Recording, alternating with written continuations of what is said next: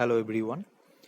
Today we are going to discuss about cathode ray oscilloscope, that is CRO.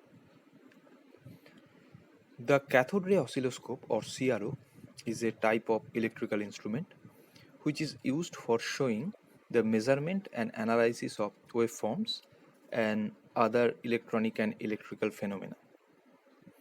It is a very fast XY plotter, shows the input signal versus another signal or versus time.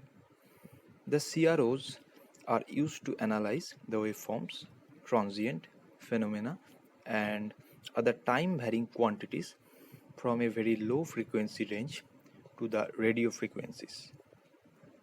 The CRO is mainly operated on voltages, thus, the other physical quantity like current, strain, acceleration, pressure are converted into the voltage with the help of the transducer and thus represent on a CRO.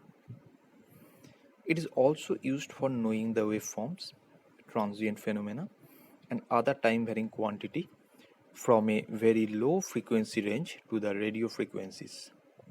The CRO has stylus, that is a luminous spot, which move over the display area in response to an input voltage. This luminous spot is produced by a beam of electron striking on a fluorescent screen.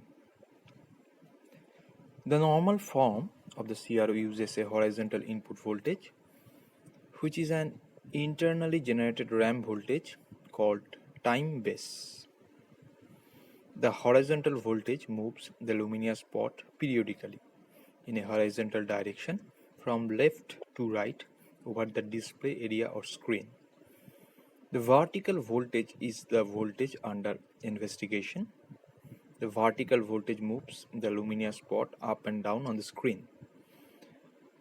When the input voltage moves very fast on the screen, the display on the screen appears stationary.